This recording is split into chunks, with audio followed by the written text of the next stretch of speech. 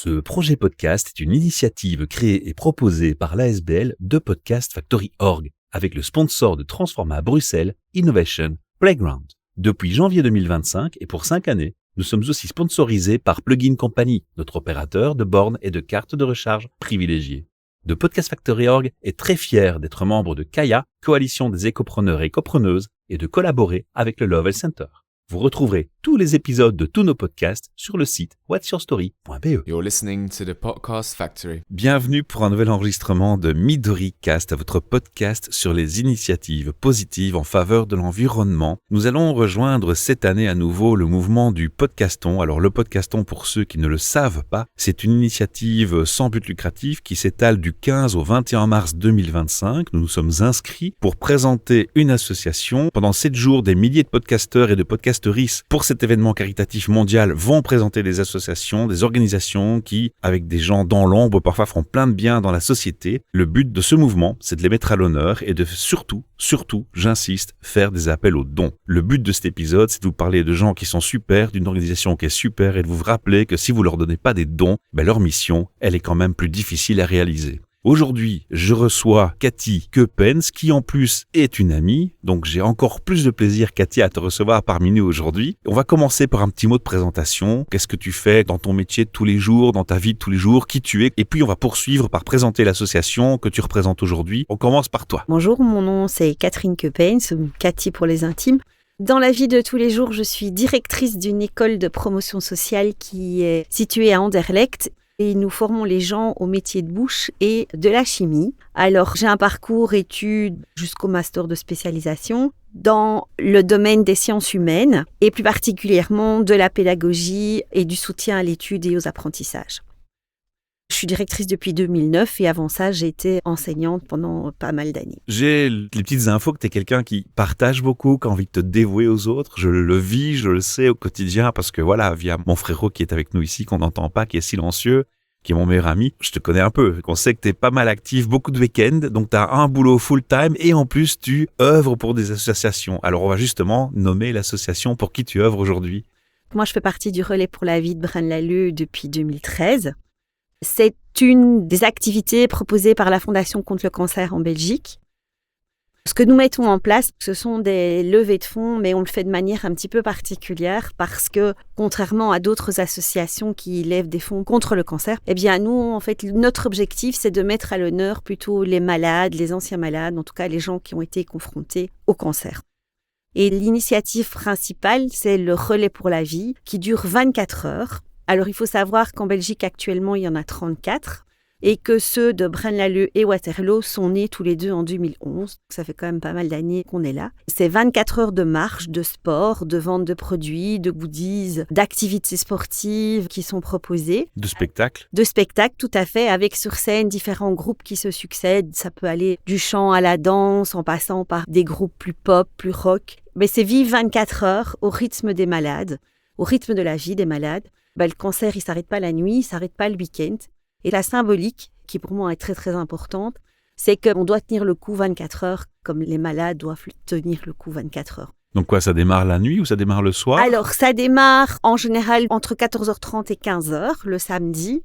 Et on termine entre 14h30 et 15h le lendemain. Et quoi, les gens viennent la nuit et tout? Oui, les gens viennent la nuit, marcher, courir, boire des verres parce que il y a des choses qui restent ouvertes, grignoter un petit quelque chose, lire un livre. Il y a un côté festif. Il y a un côté festif. Il faut savoir qu'un relais pour la vie est, dirigé, encadré par 3 moments clés hyper importants.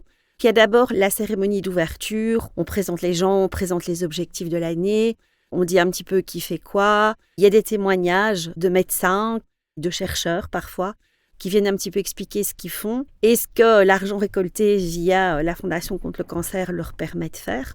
Et puis, on fait un premier tour de l'endroit où on va marcher. Avant, c'était dans un stade, maintenant, c'est dans un parc. C'est plus cosy, c'est plus chaud. Même si les coureurs préfèrent la piste d'athlétisme du stade Gaston Rève de Braine-l'Alleud, on marche autour du parc. Et le premier tour, ce sont les battants et les battantes. Les battants, les battantes, c'est comme ça qu'on appelle nos invités d'honneur, nos invités VIP, comme on les appelle, qui sont les malades et anciens malades. Et une fois qu'on fait le tour, on lance les 24 heures de marche. Il faut savoir que sur le site, on a ce qu'on appelle des équipes. Une équipe, ça peut être des gens d'une école qui se mettent ensemble, des gens d'un bureau, d'une société, d'un groupe, des clubs sportifs aussi. Et on marche autour de stands où on peut avoir à boire, à manger, faire des activités, des jeux pour les enfants, des grimages, des jeux de société, des grands jeux en bois. En participant à ça, chaque euro qui est dépensé dans ces équipes, dans ces stands, est reversé sur le compteur du relais. Alors moi j'y ai participé une fois, mais j'avais pas remarqué que c'était la nuit parce que j'étais pas resté aussi longtemps. Honte à moi. Bon, maintenant je le sais. Il faudra que je corrige ça. Mais je me rappelle qu'on nous avait offert un bracelet qu'on met autour du bras, sur lequel on charge de l'argent. Tout à fait. Et puis à chaque fois qu'on va dans les comptoirs, on paye avec son bracelet. Voilà, c'est bien ça. C'est bien ça. On a ce qu'on appelle maintenant de plus en plus sur les relais des bornes. C'est une simple borne banque contact, Mastercard ou tout ce qu'on veut. On reçoit un bracelet, on le charge avec une carte de banque.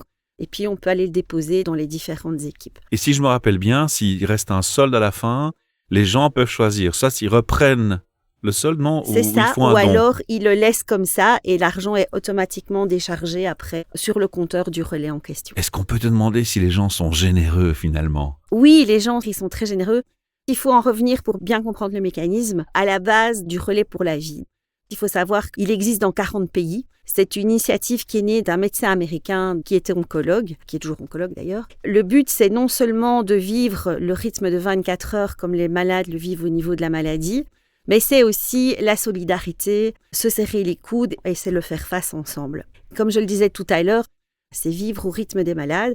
Il faut savoir que quand un relais pour la vie a fini son année, puisque maintenant on ouvre le compteur le 1er janvier et on le termine le 31 décembre, il y a le relais à un moment de l'année. Cette année-ci, pour l'année 2025, à Braine-l'Alleud, ce sera le 4 et le 5 octobre. D'accord. Mais il y a plein d'autres activités qui se déroulent autour du relais.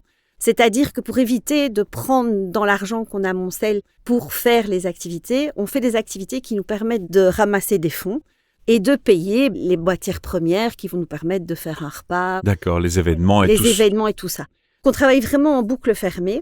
Et alors, tout ce qui est versé par les gens sur le compteur pendant le relais ou pendant l'année, ça peut être des levées de fonds, ça peut être des ventes de produits, ça peut être des activités. Je pense notamment à une troupe de scouts qui avait fait un 24 heures vélo. Il y avait quelques euros à payer par enfant qui participait. Au bout du week-end, ils ont versé 2100 € sur le compteur. Wow. Ça passe même pas par les comités, en fait. Ça va directement sur le compte auquel le relais est lié. Et il n'y a pas de manipulation d'argent.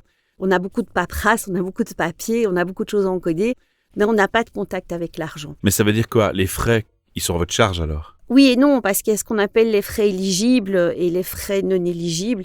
Une équipe qui va louer un frigo, un congélateur et que sais-je, ça, il ne pourra pas récupérer l'argent.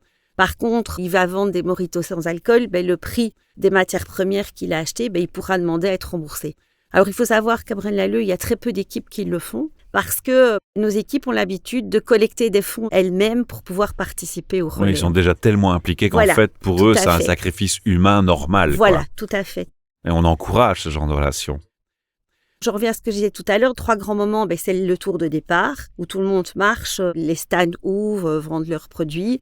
Et puis on va jusque quand il commence à faire noir, la cérémonie des bougies.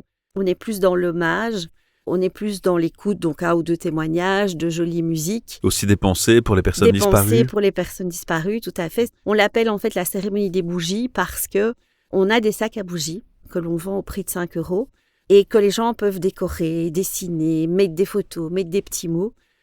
C'est ces petites bougies qui éclairent toute la piste pendant la nuit. C'est très beau, quoi. C'est très beau, c'est surtout très, très émouvant. Et puis, à Braine-l'Alleud, on a une tradition, c'est que chaque année, on met en avant un mot qui, pour nous, reflète un petit peu qui on est, ce qu'on fait au niveau des comités des relais pour la vie, parce que chaque relais pour la vie est composé de tout un comité de gens qui s'occupent de différentes choses. C'est vraiment le moment le plus poignant qui soit, c'est vraiment le moment où on dévoile le mot. Chez nous, ça va de soutien à espoir. Une année, on a eu vie, puis écoute, puis patient, patience. Les gens peuvent signer, mettre un mot sur ces plaques qu'au fur et à mesure des années, on ressort et qu'on mène sur le parcours en fait des gens qui viennent. Pour commémorer les sessions passées. Tout à fait, oui, les sessions passées, les gens qui sont sortis, parce qu'il ne faut pas les oublier non plus. Et la 3e grande étape du week-end, c'est la clôture. Donc, on fait un dernier tour, le comité, les battants, les gens qui sont là. Et après, sur le podium, bien, on dévoile le chèque qui a été relayé, gagné sur le week-end. Ah, vous avez immédiatement le montant qui a réussi à être récolté. Notre service finance est sur le pont tout le week-end, qui font les décomptes au fur et à mesure. Mais l'avantage, côté positif du Covid, c'est que depuis le Covid, on a vu naître l'initiative 365 for Life. On commence à mettre de l'argent sur le compteur du 1er janvier au 31 décembre. Donc, ça va bien au-delà maintenant du week-end. Et du momentum. Voilà, c'est ça. En 2020, il n'y a pas eu de relais nulle part.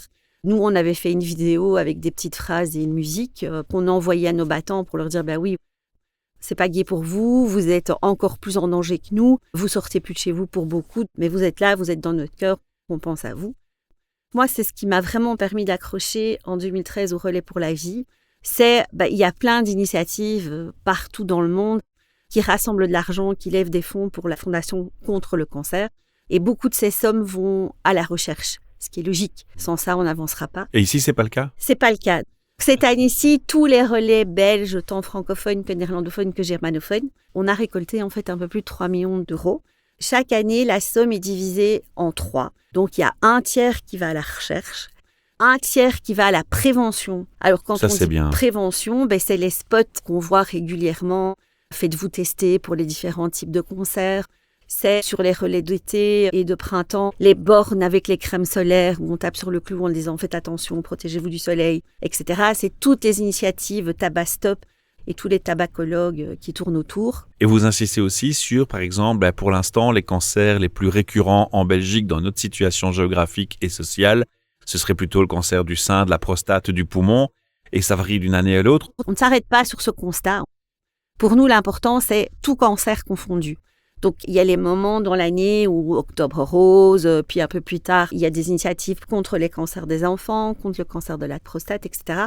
Nous, un malade, c'est un malade, peu importe l'origine de la maladie ou le type de cancer. Voilà. Oui. Moi, ce qui m'a fort attiré dans tout ça, c'est que le 3e tiers, il va bien justement aux initiatives pour aider les malades et les accompagnants à vivre leur au souffrance quotidien. et leur parcours. À vivre au quotidien.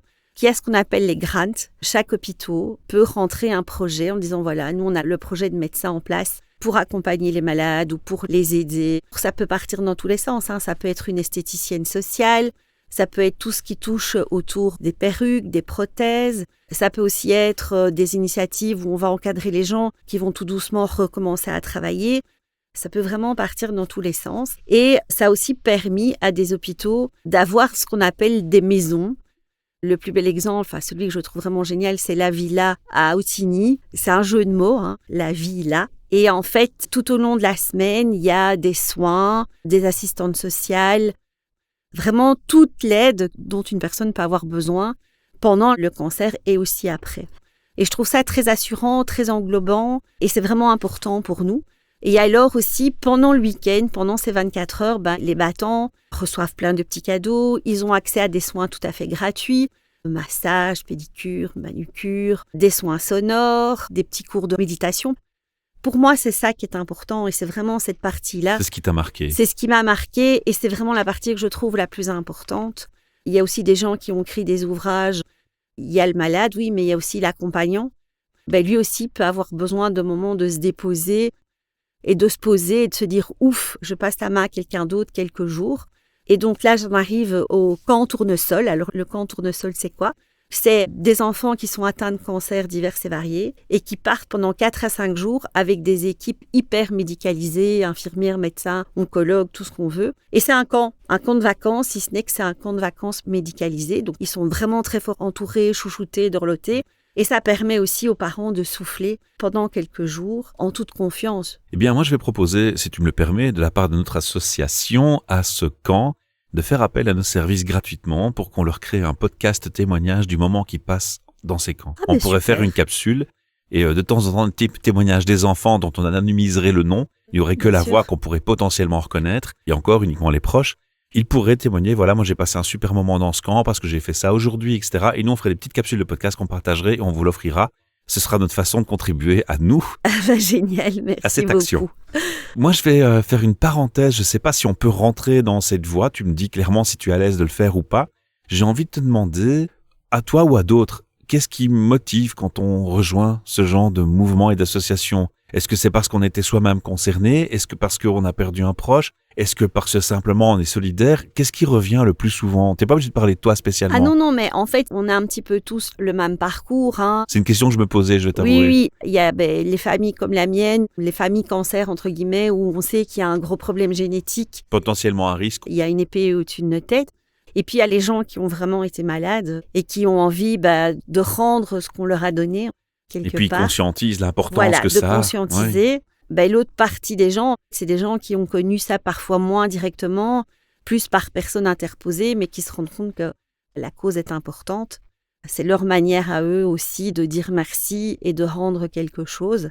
Ce qu'il faut savoir aussi, c'est que des cancers, il y en a de plus en plus, de différents types. Ça allait être ma question suivante. Est-ce que finalement, le fait que les cancers, j'ai l'impression que je n'entends plus jamais une seule famille qui n'est pas concernée par le cancer dans mon entourage.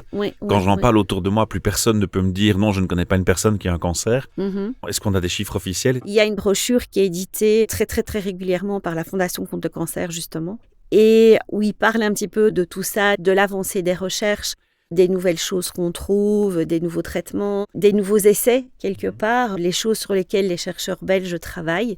Oui, on se rend bien compte que ça s'aggrave et que parfois, quand on arrive à trouver des solutions pour un cancer, il y a une mutation, quelque chose qui change. Tous les organismes ne réagissent pas de la même manière au traitement, donc parfois il faut chercher. C'est parfois que des ajustements, mais parfois ce sont des ajustements qui prennent du temps. Mais le fait qu'il y ait de plus en plus de familles concernées directement ou indirectement, et c'est surtout l'indirectement que je vis ici, est-ce que finalement ça vous amène pas de l'eau au moulin, entre guillemets, dans le sens d'avoir plus de bénévoles, d'avoir plus d'implication des gens, plus de dons? Est-ce qu'il y a un résultat qui est parallèlement proportionnel ou c'est pas le cas? Est-ce qu'il y a encore une manque de prise de conscience? Parce que non, je pense... avant que tu répondes, j'ai envie de dire ici que je rappelle aux gens, si dans votre entourage, il y a forcément au moins une personne qui a un cancer, si vous posez la question de pourquoi faire un don à cette assoce, donc on défend la cause aujourd'hui dans ce podcast, la réponse, vous l'avez déjà. Ça concerne tellement de personnes que s'il vous plaît, faites des dons, quoi. C'est le moment de le rappeler encore au milieu de cet épisode. Oui, exactement. Donc je te laisse répondre. Alors oui, on trouve de plus en plus de solutions, mais il y a aussi de plus en plus de mutations, de plus en plus de nouvelles maladies qui arrivent. Et puis, il y a toujours ce qu'on appelle les effets secondaires. Il faut savoir que dans un relais pour la vie, il y a plusieurs commissions. Il y a la commission des battants qui va prendre en charge tout ce qui concerne nos invités d'honneur. Il y a la commission logistique qui met tout le terrain en place et puis qui range après et qui gère tous les problèmes techniques pendant le week-end. Il y a la commission des bénévoles. Ce sont les gens qui cherchent des bénévoles pour venir nous aider. On parlera d'eux après aussi. Il faut leur rendre aussi l'honneur qu'ils méritent parce qu'il y a beaucoup de gens impliqués, dont le monsieur ici. Tout à fait. Et puis, il y a ce qu'on appelle aussi la commission des équipes. Il y a la commission animation. C'est l'ensemble d'une équipe qui fait qu'un relais peut exister. Mais ce n'est pas que les membres du comité, c'est aussi la Fondation contre le cancer qui est derrière. Ce sont les bénévoles qui nous rejoignent. Nous, à Braine-l'Alleud, on a une chance immense et qu'on est fort soutenu par la commune en elle-même. Elle s'implique. La commune s'implique beaucoup, beaucoup, beaucoup. Et ça, c'est vraiment chouette. Donc, on ne se sent pas seul.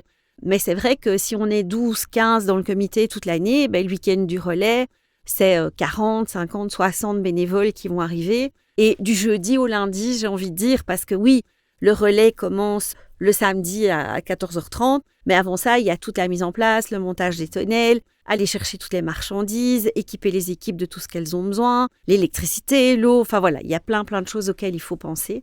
C'est parfois très compliqué par rapport à tout ça, mais franchement, je trouve qu'on est un relais. C'est un relais très famille, quelque part. On le sent. Moi, j'y suis allé 2 fois. Même si je ne suis pas resté très longtemps, je l'ai senti immédiatement. Je pense que c'est un petit peu aussi la commune qui fait ça, donc les habitants de la commune. Alors, c'est vrai que Braine-l'Alleud, c'est la plus grosse commune du Brabant wallon. On est aux alentours de 45 000 maintenant. Mais ça reste quelque chose de famille. Et quelque part, c'est une ville avec une mentalité de village. Et donc, les gens ont l'habitude d'être solidaires, de serrer les coudes. Mais c'est vrai que les gens qui arrivent dans la commune ne sont pas toujours au courant qu'il y a un relais pour la vie à Braine-l'Alleud. Cette année-ci, en tout cas pour 2025, on a décidé de mettre le paquet sur la communication. On va vous aider du coup. Rappeler qu'on existe, rappeler qu'on est là, rappeler toutes les initiatives. Exemple d'activités qu'on fait en dehors du relais, la semaine passée, on avait un stand au marché de Noël où on a fait un bar à bulles, on a vendu des cougnous, des décos de Noël, des choses comme ça. C'est ça, donc si on te comprend bien, il y a un élément clé qui est important, qui est le relais même en octobre. On le rappelle, à quelle date? Donc le 4 et le 5 octobre. Voilà, comme ça on l'ancre bien dans le cerveau et on ne l'oublie pas. Et ça se passe dans le parc du Château Chenot. À Braine-l'Alleud. À Braine-l'Alleud. Voilà. La semaine passée, donc, on a eu le marché de Noël. Le 15 février, on a une soirée concert et soirée dansante. Le podcast arrivera après, donc ce sera du mais passé. c'est pas grave. Donc, le 21 avril, on aura notre brocante annuelle. Oui. Où là, tous les emplacements qu'on loue sont intégralement reversés sur la cagnotte du relais. On vend aussi des petites choses pour les gens se restaurer, boire, les petits cafés du matin, etc. Parce que la brocante, on commence très tôt. Et puis, nous participerons juste avant le relais. On a des idées, on a déjà des pistes. Donc, il y a la braderie, il y a le festival Happy Family, mais on doit encore prendre contact avec tous ces gens. Le week-end du cheval, la journée du chien. On va essayer de se faire voir au maximum, de manière à ce qu'un maximum de gens à Braine-l'Alleud sachent qu'on est là, qu'on existe. Mais il y a des pages Facebook bien actives, j'ai été voir. Oui, il y a des pages Facebook. Elles sont bien gérées. Et en plus, il y a aussi des bénévoles. Oui, c'est des bénévoles. Bien souvent, c'est des membres du comité. Et puis, on a aussi des pages fermées. On a une page fermée qui est pour les équipes, nos équipes qui participent. On a une page bénévole.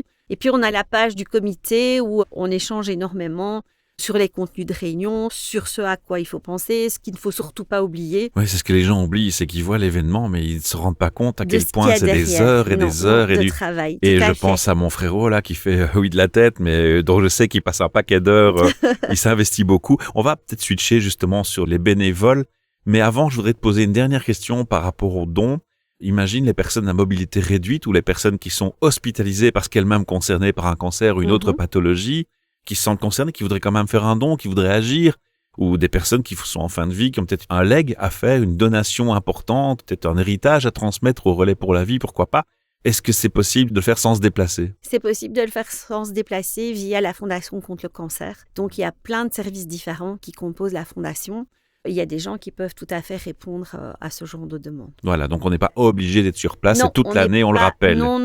De toute manière, on n'est pas obligé d'être sur place. Et au moment où sortira ce podcast, on vous le rappelle encore une fois, s'il vous plaît, soyez généreux. Il y a un lien dans le descriptif d'épisode. Allez faire un don à cette formidable association. Alors, on va passer aux autres personnes formidables. On a parlé des formidables personnes courageuses qui se battent pour la vie parce qu'ils sont concernés, ils sont atteints par la maladie. On a parlé des formidables personnes que vous êtes d'organiser ça. Et puis, il y a les formidables et les formidables au féminin, volontaires et volontaires, qui s'impliquent, mais avec une énergie de dingue. Moi, j'ai vu l'organisation, c'est waouh! Moi, j'ai eu mon effet waouh. Je dis, mais quelle équipe, quoi! Il y a une solidarité, il y a des sourires et de la gentillesse. Comme tu l'as dit, c'est une famille, mais c'est plus qu'une famille. Mais tous ces volontaires, qu'est-ce qui les unit? Comment on peut remercier leur travail, Cathy? Qu'est-ce qu'on pourrait dire pour remercier ce travail incroyable qu'ils font? En fait, on les dorlote un petit peu, nos bénévoles. Il faut savoir que le noyau dur de bénévoles du relais de Braine-l'Alleud, il est là depuis 2011 pour certains. C'est les mêmes bénévoles depuis 2011? Pas tous, mais oui, il y en a qui sont là depuis le premier jour, j'ai envie de dire. Moi, je suis arrivée pour le coup en 2013 parce qu'une de mes voisines était déjà dans le comité fort impliquée et qu'elle m'a dit « mais viens voir un petit peu ce que c'est pour te rendre compte ». Alors, oui, j'ai été participer au relais de 2013 en visiteuse. Et puis, dès 2014, je suis rentrée dans le comité. Tu t'es impliquée? Je me suis impliquée parce que ça remontait parfaitement à du vécu familial et c'était vraiment, vraiment important. Ça faisait sens pour toi? Ça faisait sens pour nous, oui, tout à fait. C'était hyper important. Et en fait, en 2015, mon frère est venu me rejoindre pour me dépanner. Et il a attrapé le virus aussi, j'ai envie de dire. Décidément, tu contamines tout le monde, tu as même contaminé Hugues. Et depuis, en fait, la première année, il a été bénévole, il a aidé un peu partout où on avait besoin. Et puis l'année suivante, il s'est impliqué dans la logistique. Alors c'est un petit peu comme Hugues, mon compagnon. C'est quelqu'un qui a de l'or dans les mains et qui est capable de tout faire. Je confirme. D'ailleurs, c'est lui qui a fait ce studio avec moi. Tout gérer. On le signale, hein. C'est des ressources importantes, mais nos bénévoles, qu'ils soient d'hier ou d'aujourd'hui, comme j'ai l'habitude de dire, ce sont souvent des gens, soit qui ont été touchés de plein fouet, qui ont perdu un proche, qui ont accompagné un proche pendant la maladie, soit ce sont des gens qui font partie d'autres associations pour le bien-être et qui disent là aussi, il y a des choses à faire. Ça t'arrive d'avoir des gens qui ont fait un burn-out simplement, qui ne sont pas concernés par le cancer, qui se disent « moi, je cherche du sens à ma vie et je viens ». Oui, d'accord. On en a quelques-uns chaque année. Il y a aussi les gens qui travaillent parfois dans le public ou dans le privé et qui se rendent compte qu'il y a des choses à faire. Et c'est un petit peu... Il y a une bénévole qui m'a dit l'année passée, elle m'a trop fait sourire, elle dit « c'est vraiment ma récréation ». Elle dit « donner du temps au relais parce que c'est quelqu'un qui nous aide non seulement le week-end du relais, mais régulièrement pendant l'année. » Elle dit « c'est ma récréation, c'est ma façon à moi de me sentir utile. » D'avoir son rôle à jouer. Voilà, tout à fait. Elle dit « moi, je suis dans mes chiffres toute l'année, mes tables comptables. » Et ça, elle dit, c'est un moment de détente, mais en donnant quelque chose aux autres. Pas mal, ouais. J'ai une question qui n'a rien à voir, mais tu sais que le podcast, cette capsule, elle est spéciale, c'est Podcaston, donc c'est tout à fait logique qu'elle sorte de notre ligne éditoriale. Cependant, on a quand même un sujet ici qui est l'environnement. Alors, il y a 2 aspects que j'ai envie de te poser par rapport à ça. Je voudrais simplement d'abord rappeler aux auditeurs et auditrices que si nous, on aime parler de santé dans un podcast sur l'environnement, c'est parce que tout simplement, quand on prend des médicaments, on fait fonctionner une industrie qui est polluante et que quand on élimine ces médicaments du corps, on pollue l'environnement. Ça fait tout à fait sens d'avoir cet épisode spécial dans Midoricast. Et puis le deuxième point, c'est quand vous faites ces activités, il y a un impact environnemental évident. Est-ce qu'il y a une conscience par rapport à ça? Est-ce qu'il y a une prise de décision qui tient compte de cet aspect? Depuis quelques années, on n'utilise que des verres et des gobelets réutilisables. On a banni le carton, on a banni le plastique. Ce sont des verres qui sont livrés par une société qui les entretient, qui les nettoie et qui les remet dans le circuit. C'est une entreprise qui travaille pour la Fondation contre le cancer pour les différents relais. On les salue, on les remercie alors. Il y a ça. Il y a aussi, maintenant on reçoit de la commune des bennes de tri, qui a des poubelles carton, des poubelles plastiques. Quel triage qui est fait. Et le tout venant. On fait très attention à ne pas gaspiller l'eau. L'or bleu de la planète. Et quand tout est rangé le dimanche soir, on fait attention de bien nettoyer la pelouse et de ne rien laisser qui pourrait l'abîmer. C'est un parc qui est très familial aussi, où il y a énormément de gens qui viennent avec leurs enfants. Et leurs animaux de compagnie. Voilà. Je sais que les animaux sont les bienvenus. On avait pris le nôtre aussi. Pour nous, c'est important et ça fait partie intégrante du relais. C'est un mouvement social, donc c'est logique qu'on fasse attention à l'environnement. Tu disais tantôt que vous recevez des sollicitations d'hôpitaux et autres qui voudraient avoir justement les bénéfices de ces dons. Il se trouve que moi, j'ai un autre podcast qui s'appelle HR Meetup, on parle des passions au travail, et j'ai fait aussi un épisode podcaston pour cette chaîne-là. Il se trouve que je suis resté dans le thème parce que l'épisode qu'on a proposé à nos auditeurs et auditrices, et j'invite les auditeurs de Midoricast et les auditrices de Midoricast à écouter celui-là aussi, c'est sur le thème du cancer encore une fois, et cette fois, on a fait l'interview d'Oncidium Foundation. C'est un traitement du cancer assez révolutionnaire et nouveau. Est-ce qu'on peut imaginer qu'ils vous contactent et qu'ils vous disent, voilà, nous, on voudrait rendre des doses de traitement accessibles qui sont assez coûteuses dans des pays à travers le monde pour aider les gens avec des cancers graves. Est-ce que ce genre d'organisation peut se dire, je peux aussi contacter le relais pour la vie ou pas? Alors, pas le relais pour la vie, voilà. Mais la Fondation contre le cancer, oui. Voilà, c'est ça. En fait, on est initiative de la Fondation. Je voulais parler de cette nuance, cancer, justement. Voilà. Ouais. Donc, en fait, la Fondation contre le cancer en Belgique, c'est une fondation qui est hyper active, qui fait plein de choses. Et les relais pour la vie ne sont qu'une branche, j'ai envie de dire, de la Fondation contre le cancer belge. Pour moi, c'est une branche hyper importante et c'est la branche qui me tient à cœur. Mais il y a plein d'autres choses. Mais je me suis permis de faire l'écart parce que je crois que c'était important qu'on signale justement cette nuance et puis qu'on signale aussi que il faudrait pas que des gens qui nous écoutent, qui sont dans des associations, vous contactent en direct alors qu'en fait, il y a un ordre logique d'organisation derrière. Tout à fait. Ok, super. Ce que je trouve important aussi de dire, c'est que quelque part, en étant bénévole pour les relais pour la vie, on est bénévole pour la Fondation contre le cancer. D'ailleurs, on a des contrats de bénévoles et de volontaires qui nous lient à eux. Mais je veux dire, chacun a ses spécificités. Je veux dire, il ne faut pas oublier non plus que quand on fait des dons, il y a tout ce qui est déduction fiscale par la suite. Ça, c'est pas à nous de gérer ça. On n'est pas là pour ça. Mais à la Fondation, il y a plein de gens qui prennent le relais par rapport à tout ça. On va arriver tout doucement à la fin de cette émission parce qu'on essaie d'avoir un temps d'écoute qui est pas trop long pour l'auditeur parce que s'il décroche, de toute façon, ça sert à rien. Ça sert à rien. Alors, la question qui va être importante maintenant, c'est quels sont les challenges du relais pour la vie? Quelles sont les difficultés? Qu'est-ce qu'on pourrait envoyer comme message aux auditeurs et auditrices qui puissent vraiment vous faire la différence, donner un coup de boost en dehors du fait, bien entendu, et je le rappelle, de faire des dons, s'il vous plaît. C'est le but du podcast. Il faut savoir qu'il y a eu pas mal de changements durant l'année 2024 au niveau du relais de Braine-l'Alleud. Donc, on repart avec des gens qui étaient déjà là, qui sont restés, avec des nouveaux qui arrivent, avec d'autres qui ont fait un break. On est un petit peu en train de reconstruire tout ça. Mais ce qui est clair, c'est que ça fait quelques années que, les années Covid, à post-Covid, où on est un petit peu plus dur à avoir les sponsorings nécessaires pour investir le moins % d'argent. Là, on va faire un gros travail au niveau des sponsors. On sent le résultat de la crise économique et de l'inflation? Oui. Il est beaucoup plus difficile qu'avant d'avoir... Et ça vous met en difficulté? Ça ne nous met pas en difficulté parce qu'on a suffisamment d'adresses dans nos carnets d'adresses. Et vous êtes tellement impliqués que vous avez déjà trouvé les trucs astuces pour tenir au moins les bases. Exactement. D'accord. Et on va se mettre de nouveaux défis parce qu'on aimerait bien, on se dit bien, revenir à 135 000 € comme on a eu une année, ça risque d'être compliqué.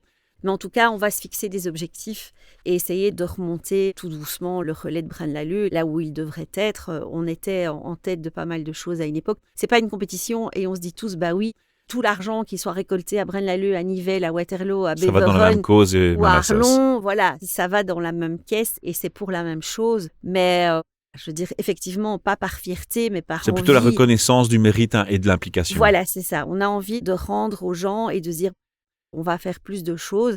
Et ce qui est important aussi, parce que sans équipe, il n'y a pas de relais. C'est les équipes qui viennent participer, qui viennent tenir les stands, qui viennent marcher, qui viennent courir, Mhm. qui attirent d'autres gens à venir marcher, à venir courir. Et les bénévoles, il y a des difficultés pour en trouver ou ça va? Non, Ça franchement. va. Il y a assez de Il motivés. y a assez de motivés. On les a parfois pas au moment où on en a vraiment besoin pour le week-end. C'est vrai que c'est toujours hyper compliqué le dimanche à 3h, après la cérémonie de clôture, quand on se dit, ben voilà, faut démonter tout le bazar, faut tout ranger. On se dit Il y a souvent le côté que moins fun du truc. c'est le côté moins fun du truc, mais on rigole bien quand même à ce moment-là. Et c'est très gai aussi, même si physiquement c'est plus fatigant. Donc non, mais nos équipes, en fait, il y en a qui sont là depuis 2011, qui ont fait chaque année, qui ont participé chaque année. Et on sent que certaines de nos anciennes équipes commencent à fatiguer. Donc, il y a tout un travail de mapping qui va être fait. Il faut du sang neuf. Braine-l'Alleud, Lillois Wittersee, Opin-Bois-Seigneur-Isaac, donc le grand Braine-l'Alleud, comme on l'appelle. Et puis, on va aller voir nos voisins de Wautier-Braine, Braine-le-Château, parce qu'il n'y a pas de relais par là. Aussi, un petit peu voir Ytre, Waskerk, ces petits coins-là, ces petits villages sympas autour de chez nous. Et voir un petit peu s'il n'y a pas d'autres gens qui ont envie de créer des équipes. Alors, il faut savoir que chaque personne qui compose une équipe verse 10 € pour marcher et courir. Et donc, on a un petit peu aussi réfléchi au niveau de notre comité à faire des petits concours pour amuser un peu le truc. Parce que c'est vrai que la nuit, c'est pas drôle, c'est compliqué, on est tous fatigués. Pour nous, c'est important de faire renaître la symbolique, justement, de remettre les choses au bon endroit. Et donc, c'est aussi un point sur lequel on va bosser pour le prochain relais. Alors Cathy, on arrive à la fin de ce podcast qui déborde un petit peu, mais je voulais vraiment laisser le temps et la passion, parce qu'on entend que tu parles de ça avec passion, engagement, et c'est agréable à entendre. J'ai pas eu beaucoup de questions à poser, tu nous racontais tout sur un plateau d'argent et c'est fantastique, merci pour ça. On va rappeler que dans le texte descriptif du podcast, on rajoutera des informations. Il y aura notamment le lien pour aller sur le site de la Fondation, ainsi que voir partout où il y a des relais dans le monde où ils se trouvent. Oui. J'imagine qu'on peut faire ça. Et on peut faire des dons partout dans le monde, partout où vous nous écoutez en francophonie et partout dans le monde ailleurs. Et avec le podcast qui est transcrit, on peut même traduire ce qu'on est en train de se dire dans toutes les langues du monde. Et donc, n'importe qui dans le monde, quelle que soit sa langue, peut t'écouter, te comprendre, te lire, te comprendre et faire un don. On rappelle aussi aux auditeurs et aux auditrices que dans le texte du podcast se trouve un lien vers un voicemail, un répondeur. Et vous pouvez laisser un message vocal, un commentaire, une félicitation, un encouragement en mémo vocal via ce lien. Je transmettrai à Cathy, c'est promis, on pourra même les publier en commentaire du podcast. Cathy, j'ai envie de te laisser 2 heures pour parler. Je sais que je pourrais le faire. Je sais que tu as plein de choses encore et je suis frustré parce que je crois qu'il y a plein de choses qu'on n'a pas eu le temps de dévoiler ou d'aller en profondeur. Mais on rappelle, il y a le site internet, on peut te contacter, donc n'hésitons pas. Donc il y a la page, donc il suffit d'aller sur le net, Relais pour la vie de Braine-l'Alleud et l'année. Donc pour le moment, c'est toujours Relais pour la vie 2024. Et il y a toutes nos coordonnées. Il y a aussi toutes les coordonnées des chefs de commission. Si vous avez des questions à poser, vous pouvez y aller, il n'y a pas de souci, il y a des adresses mail et des numéros de GSM. Et vu qu'on sait que dans beaucoup de peuples en Europe, il y a des difficultés pour finir les fins de mois, on pourrait comprendre que, je crois que c'est toujours possible de mettre 1 ou 2 € en don. Ne négligez pas que les petites sommes font des grosses sommes multipliées. Mais si vraiment vous n'avez pas les moyens, ne fût-ce que de mettre 1 €, il y a un geste tout simple que vous pouvez faire et qui va être très facile et 0 coût, à part votre connexion Internet. C'est de faire un like avec un pouce, un comment, de partager le podcast autour de vous. Parce que si vous ne savez pas donner, quelqu'un d'autre qui va écouter cette interview sera certainement motivé à entendre le cœur de Cathy dévoiler toute sa passion pour ce qu'elle fait aujourd'hui. Et ça donnera certainement envie de faire un don à quelqu'un d'autre. Donc soyez pas radin sur le like et le partage. Je pense que ça peut aider. Au-delà du don aussi, si vous n'avez pas les moyens. 1000 merci pour votre écoute, auditeurs et auditrices. Et à très bientôt. Cathy, 1000 merci. Merci. À bientôt. You're listening to the Podcast Factory. Ce projet podcast est une initiative créée et proposée par l'ASBL de Podcast Factory Org, avec le sponsor de Transforma Bruxelles Innovation Playground. Depuis janvier 2025 et pour 5 années, nous sommes aussi sponsorisés par Plugin Company, notre opérateur de bornes et de cartes de recharge privilégiées. The Podcast Factory Org est très fier d'être membre de Kaya, coalition des écopreneurs et écopreneuses, et de collaborer avec le Lovell Center. Vous retrouverez tous les épisodes de tous nos podcasts sur le site whatsyourstory.be.